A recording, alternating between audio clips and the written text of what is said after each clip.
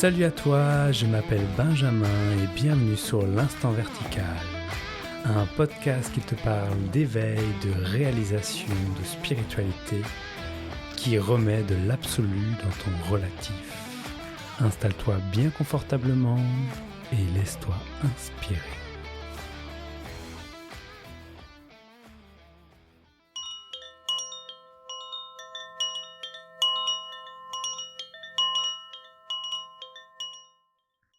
Bonjour à vous, bienvenue sur une nouvelle tribulation spirituelle. Aujourd'hui, je suis avec Marie-Laure Tessèdre. Salut Marie-Laure.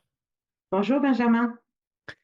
Donc, Agathe, qui est une de tes amies, m'a contacté pour nous mettre en relation et de notre contact est née l'envie de faire une tribulation spirituelle. Donc, salut Agathe, si tu écoutes cet épisode, merci de la mise en relation. Je n'en doute pas que tu vas l'écouter.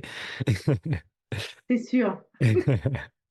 Marie-Laure, pour te présenter en deux mots, donc toi tu es autrice et énergéticienne et tu as sorti pas mal de livres sur le sujet des formations, de l'accompagnement. Et l'envie d'une tribulation est née puisque c'était l'occasion pour toi de pouvoir raconter tes tribulations avec la spiritualité. Ça te va toujours?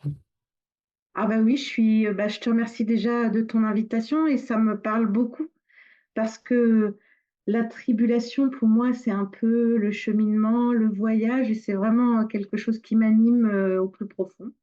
La spiritualité aussi, donc les deux réunis, c'est un plaisir de pouvoir en parler. Super. Eh bien, pour commencer ce récit, ce témoignage de tribulation spirituelle, le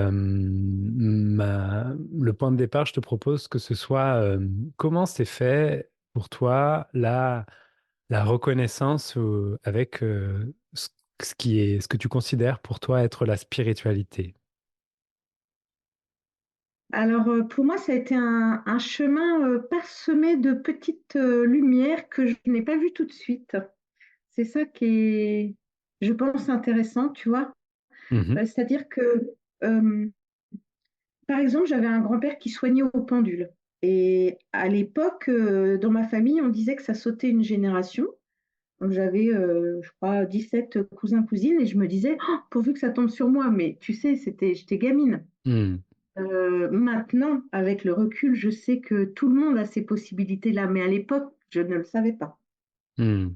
Donc voilà, ça c'était presque ma première, tu vois, mon premier intérêt avec la spiritualité. Et puis en grandissant, j'ai dû faire appel à des personnes qui soignaient pas comme tout le monde pour dépasser des problématiques personnelles. Donc je me rappelle par exemple qu'à 20 ans, eh ben, j'ai fait appel à un naturopathe et à un ostéopathe, mais à cette époque-là, ces gens-là, ils exerçaient encore sous le manteau, tu vois. Mhm.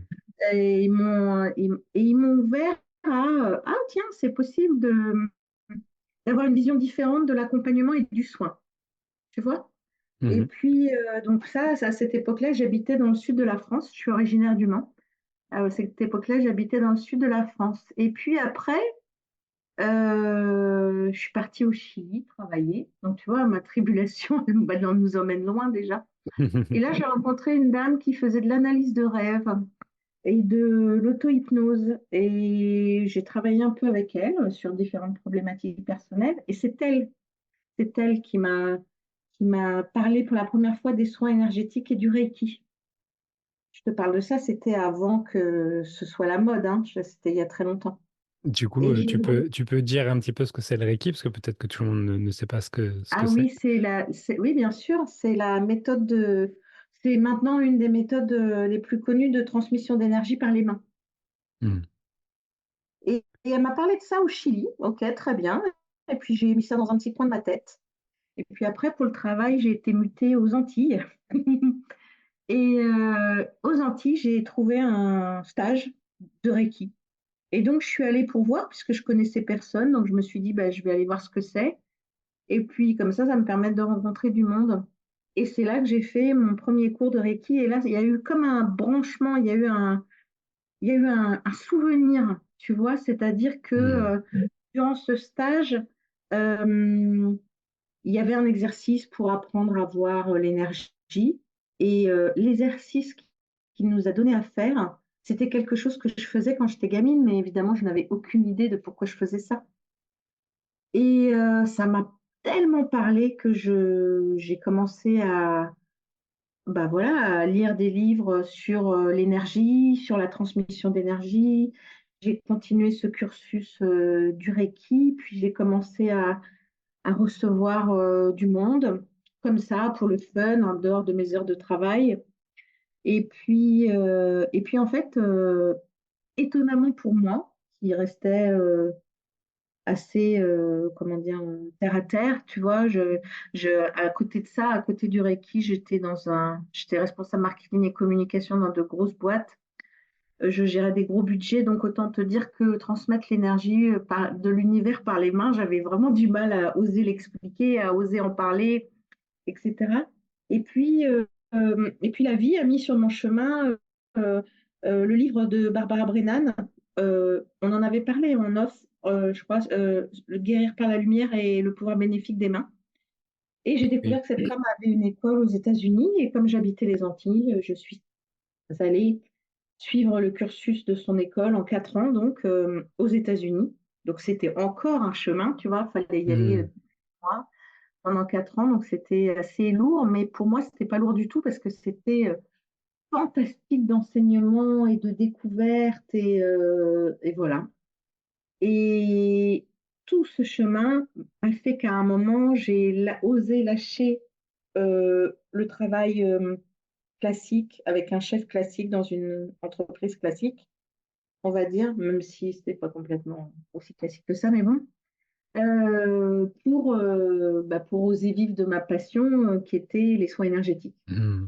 C'est-à-dire que voilà, pour toi, il y avait vraiment une entrée dans la relation subtile à travers le soin énergétique, à travers la transmission d'énergie, et que c'était ça qui t'accompagnait vraiment tout au du long, et que c'est ça qui Oui, t'appelait. En fait, tu te sentais appelé par ça. tout à fait. Bah oui, parce que sur ce Hmm. chemin, tu as raison de poser la question, merci Benjamin. Sur ce chemin, j'ai essayé plein d'autres méthodes. En chemin, alors, je me suis pas du tout perdue, mais j'ai exploré d'autres choses, les huiles essentielles, les fleurs de bac, le massage, le crânio sacré, enfin tous les stages que je trouvais à l'époque. Parce que je te rappelle, c'était il y a plus de 25 ans, j'avoue. Donc c'était beaucoup moins courant que maintenant. Et en plus, j'habitais sur une toute petite île des Antilles. Hmm. Donc c'était assez rare, en fait, ces événements. Et donc, je les faisais tous. Et puis, à un moment, j'ai arrêté parce que je me suis reconnectée à qu'est-ce qui, moi, me parle vraiment. Et ce qui me parlait vraiment, ce qui m'appelait, c'était l'énergétique, quoi. C'était vraiment le Hmm. soin. J'ai fait ça pendant un peu plus de 25 ans, enfin presque 25 ans, Hmm.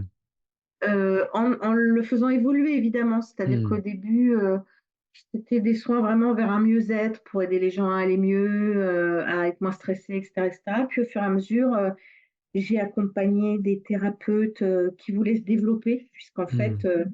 j'avais réussi à combiner mes deux facettes. Ma première facette de communication, de marketing, on va dire, et puis ma deuxième facette d'énergétique que je voulais absolument éthique. C'est très important pour moi. Et voilà, donc j'ai fait ça pendant une vingtaine d'années, tout en écrivant des livres, puisque tu as dit que j'étais autrice. Et du coup, voilà, mes livres parlent de ça. Hmm. Et toi, ce qui t'a amené à aller explorer en fait tous ces espaces de soins? C'était un besoin personnel. Tu disais que tu avais eu enfin peut-être des besoins de soins au niveau de la santé. Qu'est-ce qui t'a amené à t'intéresser à ça, à te sentir appelé à aller explorer comme ça le crânio sacré, les fleurs de Bach, l'énergétique, etc. En fait, effectivement, au début, c'était pour moi, c'est-à-dire que la Hmm. première fois que je suis allée voir un bioénergéticien, au même moment, dans le même espace-temps que quand j'ai découvert le Reiki, c'était parce que j'avais une problématique personnelle Hmm. que je traînais depuis plusieurs années et j'avais pas envie de raconter ma vie Hmm. pendant plusieurs années. J'avais pas envie de prendre des médicaments. Donc, je me suis dit, tiens, c'est nouveau, je vais tester. Hmm. Mon côté exploratrice, peut-être, je sais pas. Et en fait, les résultats ont été tels que mon côté marketing, peut-être, a dit, mais comment ça marche, pourquoi personne n'en parle. Hmm. Ça m'a intéressé d'aller creuser ça, tu vois. C'est-à-dire que tu avais vraiment aussi goûté à cette approche et dans le sens où tu pouvais y voir une forme de satisfaction. Tu sentais que ton problème changeait avec l'action qui était opérée avec toi. Ah, bien sûr, Ouais. mon problème, il avait disparu en quelques Hmm. mois, alors que je le Hmm. traînais depuis plusieurs années. Et D'accord. donc, cette approche m'a intéressée. Comment est-ce que ça a fait Hmm. pour marcher? Pourquoi personne n'en parle? Euh, pour moi, je peux pas dire miraculeux, mais j'ai pas, tu vois, mais parce que, Ah non, si, mais tu peux dire ça hein, si on est dans un bah, parce espace. qu'en fait, maintenant, je peux pas dire ça. Hmm. Parce que maintenant, je sais expliquer comment fonctionne l'énergétique. Mais à l'époque, je Hmm. savais pas. Donc, je trouvais ça complètement fantastique Hmm. qu'il ait pu cet homme, me libérer de ce problème aussi rapidement, sans vraiment que j'ai besoin de raconter ma vie, sans que je prenne tu vois, de médicaments. Je me disais, mais comment ça marche en fait? C'était mon côté euh, curieux qui avait envie de découvrir ça, tu Hmm. vois. Et c'est pour ça que j'ai choisi cette école aux États-Unis, puisque euh, Brennan, c'est une ancienne physicienne et elle pouvait répondre à des questions concrètes, tu vois, sur Ouais. l'énergétique, ça marche comme ça, tu travailles sur tel niveau de l'aura, ça fait ça, tu travailles sur tel niveau de l'aura, ça fait ça. Pour moi, c'était comme une science énergétique, une médecine énergétique, tu vois, enfin, on peut Hmm. dire ça comme ça. Et donc, c'est ça qui m'a vraiment intéressée, moi, c'est ça qui m'a passionnée. Je découvrais un nouveau monde, en fait. Je Ouais. voyageais chez moi. Et ça, Et, c'était génial. ouais. Et ça, c'est une question personnelle que je me pose. Voilà. Toi, comme tu disais, t'as exprimé quelque chose que j'entends souvent.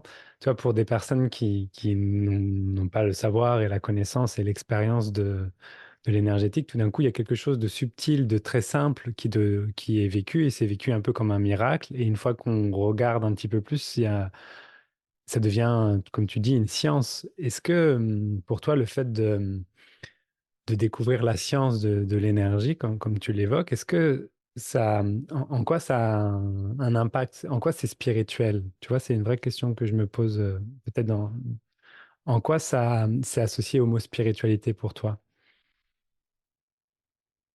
Euh, Parce que c'est une super belle question. Parce que ça démystifie euh, tout en la validant. Et c'est une spiritualité parce que hum, ça amène à se poser d'autres questions. C'est-à-dire, Hmm. pour moi, ça reste un monde malgré tout assez inexploré. Là, moi, j'ai abordé l'énergétique, par exemple, sur le côté du soin, mais il y a des gens qui apportent l'énergétique d'autres côtés, tu vois, Hmm. euh, les archanges ou les entités, enfin, tu vois, il y a plein de choses à l'intérieur de l'énergétique qu'on peut mettre. Moi, ma découverte, ça a été par le soin. Après, on sait que tout se recoupe, tout se retrouve, mais voilà, est-ce que ça répond à ta question? Ouais, en partie. Du coup, c'est côté soin, en fait, qui m'invite à... Voilà, donc ta tribulation, du coup, pour toi, t'amenait dans un deuxième temps à être au service Oui, du soin. oui, ma tribulation m'a amenée à être au service. Parce que j'ai appris les différentes dimensions énergétiques, l'aura, le hara, l'essence divine, comment elle se compose avec le corps physique, comment nos écartèlements intérieurs euh, amènent à des malaises qu'on peut tout à fait accompagner en énergétique si on arrive à faire que le consultant trouve la force intérieure de changer ce qu'il a besoin de changer pour aller mieux, tu vois. Hmm. Et donc, ça a passé pour toi par ouais, accueillais des gens en cabinet, tu Alors, t'es au début, j'ai installé. accompagné des gens en cabinet, exact. quelques années. Et puis après, l'appel du voyage était le plus fort Hmm. parce que dans mes tribulations, j'ai oublié de préciser que quand j'étais ado, mes parents ont construit un bateau et on a navigué pendant 2 ans. Donc autant dire que le voyage, je suis tombée dedans Ouais. quand j'étais petite. Et j'ai d'abord eu un cabinet, effectivement, d'abord aux Antilles, ensuite je suis rentrée en France, j'ai eu un cabinet pendant quelques années en France, et ensuite j'ai dématérialisé mon cabinet, je travaillais par Zoom, avant même que le Covid arrive, hein, donc même plusieurs années avant. Et je suis partie en tribulation avec ma fille faire le tour de l'Amérique latine pour lui faire découvrir la vie nomade, la vie ailleurs, les cultures différentes, etc. Et je recevais mes clients par Internet 2 jours par semaine. Et le reste du temps, je partageais les voyages avec ma fille. Hmm. Et ce que j'aime dans le voyage, c'est alors la façon dont je voyage, c'est souvent ça étonne, donc je vais le partager avec toi parce que ça fait aussi partie de la tribulation, je pense. C'est que je ne prévois rien. Je, En général, je laisse la vie m'amener à tel endroit, de par les rencontres que je fais, de par les feelings que j'ai quand je suis à un endroit ou à un autre. Je m'impose rien quand je voyage, et donc ça permet des rencontres incroyables. Et ça permet de suivre vraiment le flot d'énergie qui t'amène à des endroits que tu n'aurais jamais visités avant, où tu pensais même pas que ça existait. Et puis, peut-être tu vois pas les endroits touristiques, mais tu découvres les pays et les gens et la culture d'une autre façon. Et ça me passionne. Ah, donc, dans la notion un peu de la rencontre, en tout cas, que toi, tu parles de voyage, qui au final, tu le décris vraiment comme une tribulation spirituelle, pour le coup, de t'abandonner à la rencontre et à ce qui se Exactement, passe, à l'imprévu. exactement, Hmm. exactement. Je trouve que ça, c'est le plus beau. C'est pour ça que quand tu m'as proposé Tribulation, je me suis dit, mais c'est tellement, ça ressemble tellement à ce que je fais, c'est-à-dire que Hmm. je peux partir comme ça quelques jours sans savoir vraiment où je vais. Je m'arrête quand je le sens. Donc c'est vraiment tout au ressenti. Et puis je vais rentrer dans une petite boutique parce que ça a l'air sympa. Et puis là, je vais faire une rencontre extraordinaire. Je vais discuter avec la personne. Finalement, on va aller manger ensemble. Puis finalement, elle va me dire, ah, mais tu ne connais pas le coin, tu devrais aller visiter ça. Puis j'arrive dans un autre endroit extraordinaire où je rencontre une autre personne. Mais tu vois, en fait, c'est comme si c'est la vie qui décide du voyage. Mhm.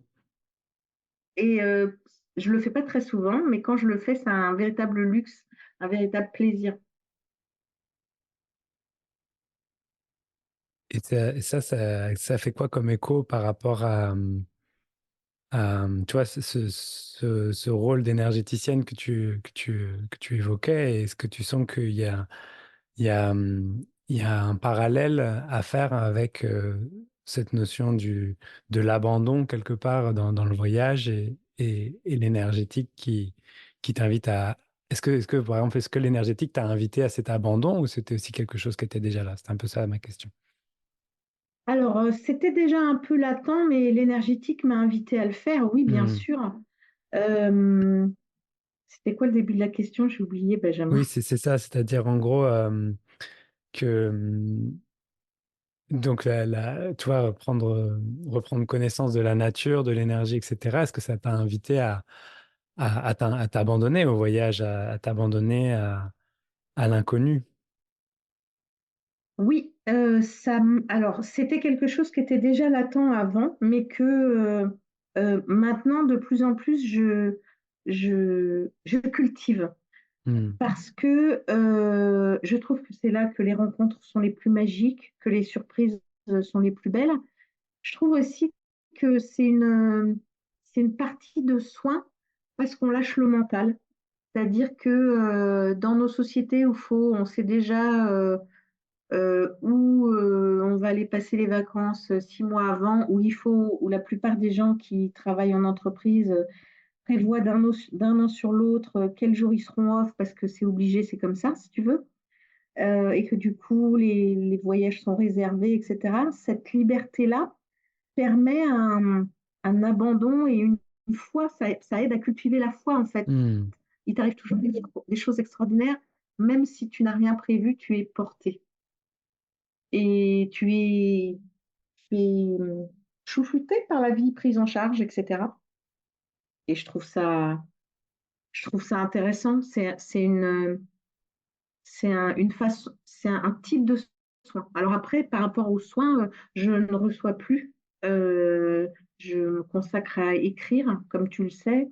Donc, ça, ce type de voyage, c'est une façon d'être proche de ma spiritualité. Tu vois, j'ai longtemps médité, par exemple, tous les jours. Je médite plus tous les jours. Mais quand je suis dans ce type de voyage, c'est comme si j'étais en méditation. Hmm. Que le C'est-à-dire, voyage, je du vais coup. voir un restaurant sympa, je vais m'arrêter. Je vais voir un hôtel sympa ou un lieu Hmm. sympa pour dormir, je vais m'arrêter, tu vois? Oui, comme si le voyage pour toi, c'était, donc comme tu dis, une méditation qui te ramène à cette spontanéité universelle, à ce plus grand que soi, quelque part, qui te guide et qui t'inspire sur ce voyage, quoi. Oui, c'est exactement ça. C'est Hmm. exactement ça. C'est faire confiance à la vie, à l'univers, la foi. Tu vois, je vais toujours trouver un chouette endroit, rencontrer quelqu'un de chouette. Voilà, et puis je vais apprendre des choses.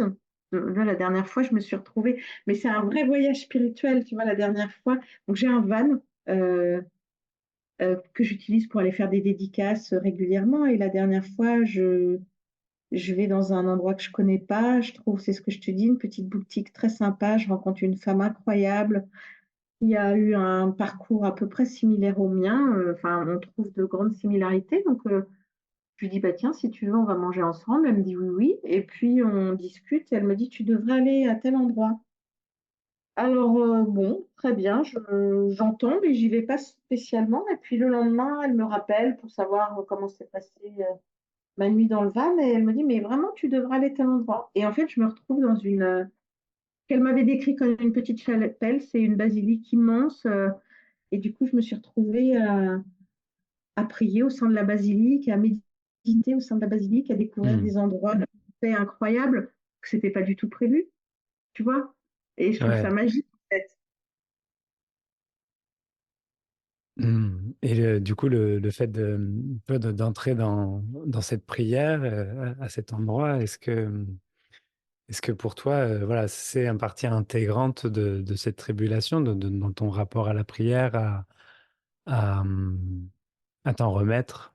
Pour toi, ça prend quelle forme? Ah bah oui, c'est une partie Hmm. intégrante de ma tribulation et de la spiritualité. C'est-à-dire que Hmm.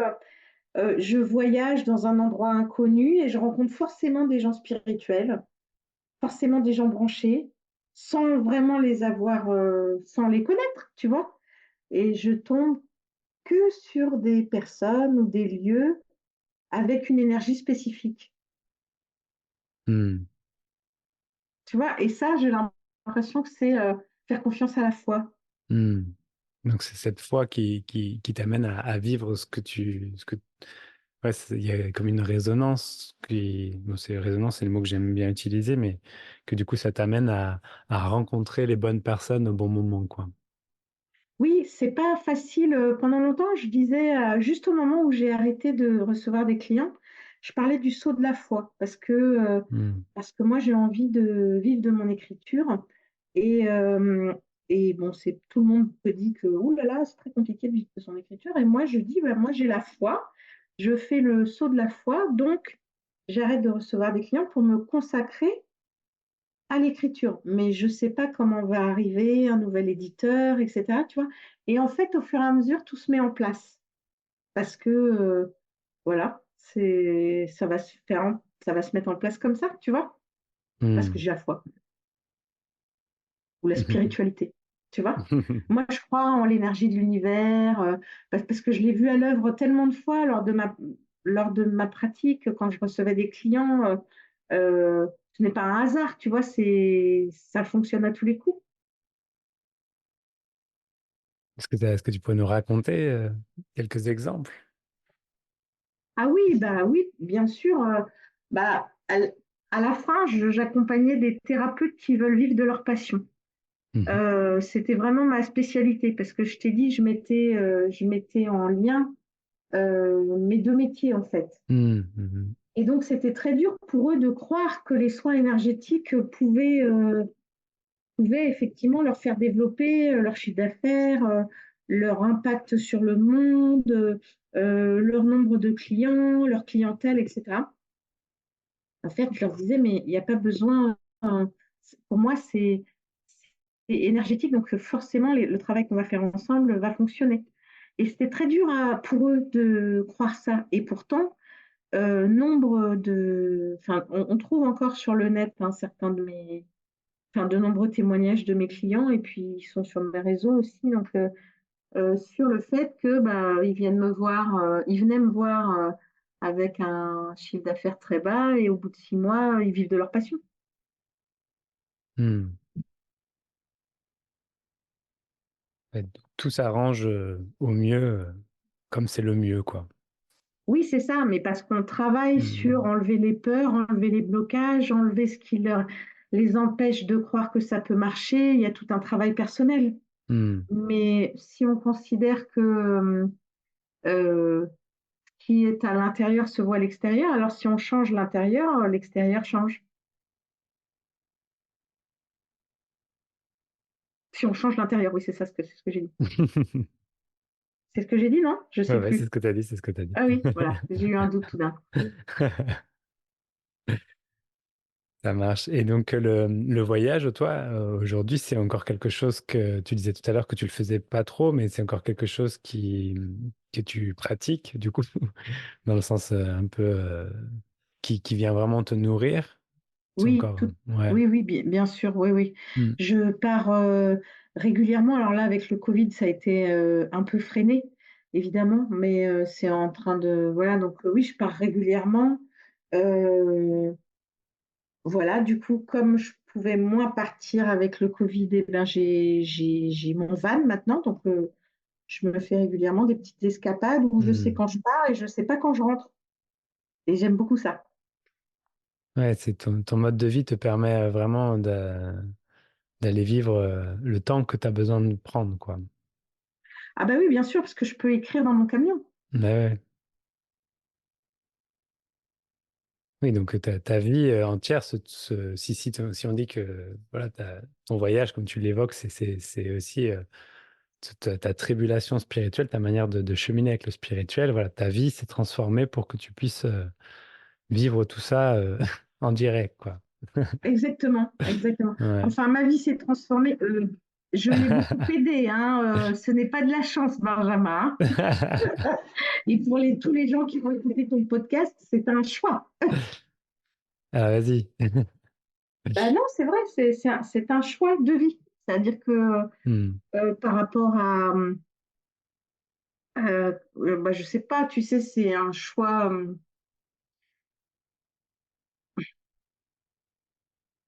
Je vais te donner un exemple, même si c'est un exemple qui date un peu.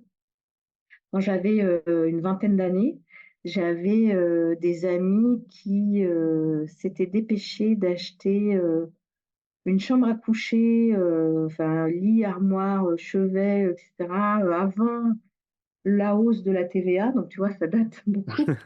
Qui passait de 18 à... Donc je vais avoir 19 ans, 20 ans, après comme ça.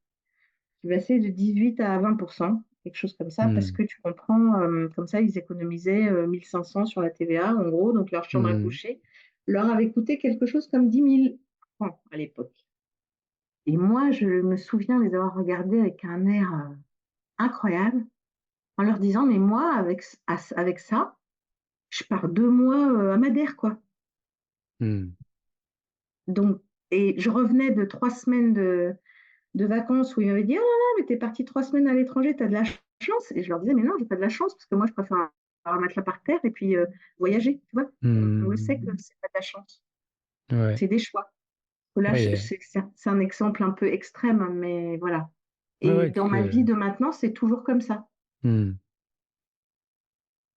C'est Ouais, que toujours des choix. c'est une Pardon. invitation constante à revenir à ce voyage et à faire des choix, et du coup aussi, parce que ça, j'imagine que le voyage, ça te nourrit, quoi. Oui, ça me nourrit. Hmm. Par exemple, quand je suis partie avec ma fille, oh là là, c'est courageux, oh là là, tu as de la chance de pouvoir partir avec elle. Non, c'est un choix, ça a été un choix difficile. J'ai fait le choix de la sortir de l'école pour la mettre au CNED, de partir seule avec elle, avec bah, les obligations que ça implique. Hmm. C'est des choix. C'était un choix d'éducation Hmm. Hmm. Hmm. que je regrette absolument pas. Donc on a fait 3 ans comme ça. Parce que Hmm. moi, je voulais qu'elle découvre le monde en dehors de la France. Je voulais qu'elle parle anglais, espagnol couramment. Je voulais qu'elle connaisse d'autres cultures, d'autres façons de vivre, qu'elle se rende compte des choses qu'on a ici et des choses qu'on n'a pas. Enfin, tu vois, voilà, je voulais qu'elle puisse modeler son esprit comme ça. Hmm. Mhm. Et C'était un aujourd'hui? choix de transmission aussi, parce que Ouais. moi, j'avais eu ça quand j'étais ado, donc je voulais Hmm. absolument lui transmettre la même chose. Ouais, ça évoque vraiment ce que tu dis, ce goût du voyage qui pour toi a une grande résonance, qui te guide et qui t'invite à t'abandonner à plus grand que toi, quoi. Oui, Depuis c'est longtemps, ça. en fait. Ouais, ouais. Oui, depuis longtemps. Hmm, hmm, hmm. Et aujourd'hui, Et aujourd'hui, quoi? du coup, tu voyages encore, tu disais, t'as pas trop répondu. Ah, j'ai pas trop répondu. Oui, je voyage encore. Ah, si, si, tu disais que tu écrivais des livres, pardon, excuse-moi, dans ton Oui, je van, c'était voyage ça. en van et j'écris dans mon van. Mhm. Je voyage. En fait, donc là, je suis toujours basée au Mans, mais quand je voyage, je pars longtemps. Je, je, Hmm. je- j'ai besoin. Pour moi, un voyage de 8 jours ou de 10 jours, c'est pas assez long, tu vois, Ouais, avec ça. Comme j'ai la chance de pouvoir travailler d'où je veux, c'est vrai. Donc, j'ai besoin de savoir que j'ai du temps. J'ai besoin, tu vois, c'est une avec digital ma fille, on nomade est... avant la mode, quoi. Ah, mais oui, mais c'est complètement ça. Exactement, exactement. J'étais digital nomade avant la mode. Exactement. Avant même que le terme existe. Tout comme j'étais énergéticienne avant que le terme existe aussi, d'ailleurs. Mais oui, c'est complètement ça. Hmm. C'est complètement ça. Et donc aujourd'hui, il y a plus cette notion d'accompagnement de l'autre. Tu évoquais que tu faisais uniquement des livres, ou c'est ta manière aussi d'accompagner des personnes, d'écrire des livres. Ah, mais alors, en fait, c'est une manière, oui, c'est une manière d'accompagner des personnes. En fait, j'ai commencé à écrire pour mes clients qui me demandaient, mais Marie-Laure, comment tu fais pour ça ou pour ça? Et Hmm. comme au bout d'avoir répété 10 fois la même chose en séance, je me suis dit, bon, ben, ça serait plus intéressant d'en faire profiter plus de monde. J'ai commencé à écrire des livres comme ça.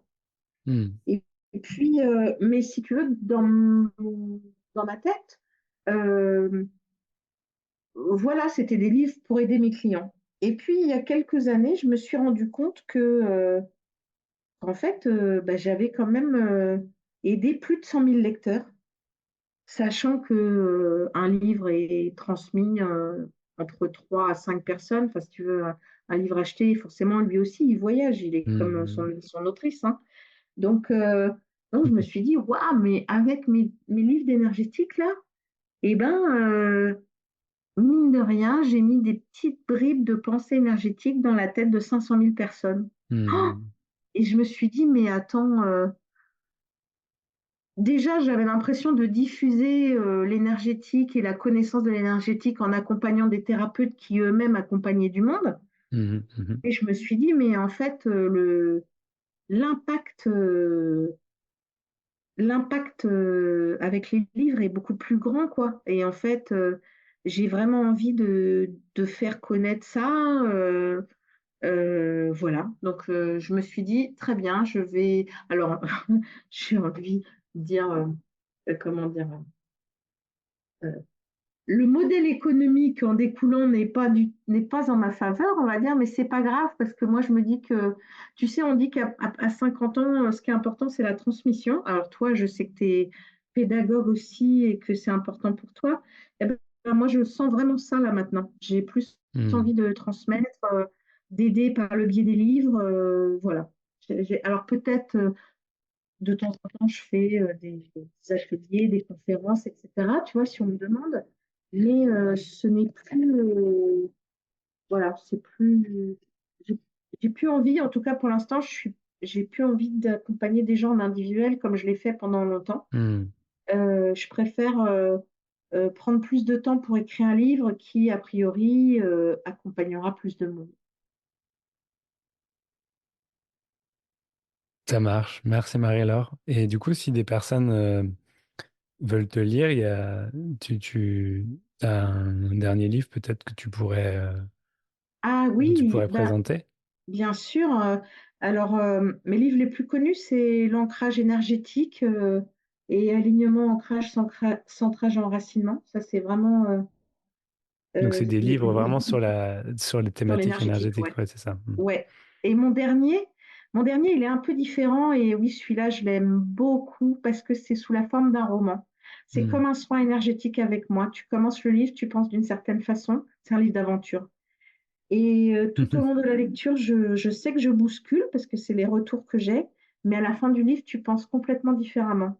Et c'est Hmm. un livre qui va travailler sur changer ses jugements, justement, et puis sur interrompre les situations récurrentes transgénérationnelles, ou en tout cas donner des pistes pour. Hmm.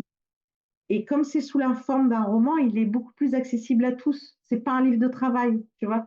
Hmm. C'est pas un livre pour les pros, c'est un livre que tout le monde peut lire. Hmm. Et en fait, voilà, de plus en plus, j'ai envie de d'aller vers ce type d'écriture euh, pour le rendre accessible à tous. Parce que, donc il s'appelle Sur le chemin du cœur et c'est quand même plus facile d'offrir Sur le chemin du cœur à ta boulangère ou ta belle-mère, j'ai envie de te dire, plutôt que ancrage énergétique où tu sais Hmm. déjà que ça va coincer. Tu vois? Ça Voilà. marche. Ok. Merci beaucoup, Marie-Laure. Eh ben merci. Si les personnes veulent te rencontrer ou te suivre, tu as un site internet ou quelque chose comme ça? Ouais, j'ai un site internet qui s'appelle marielortessède.com et puis je suis sur Instagram, Marie-Laure Donc, tes et sur cèdres, c'est Facebook, TEY2SERDE, mais c'est aussi dans DRE, DRE, pardon. 2SE, DRE, ouais, Et c'est aussi dans mes petites présentations sous YouTube et les autres. c'est ça. Ben, merci Super. beaucoup, Benjamin. Merci, Marie-Laure. Merci À pour ton bientôt. témoignage. Voilà, c'est terminé. Merci de votre écoute. Je vous rappelle que vous pouvez faire un don via la plateforme Tipeee pour l'instant vertical si le cœur vous en dit.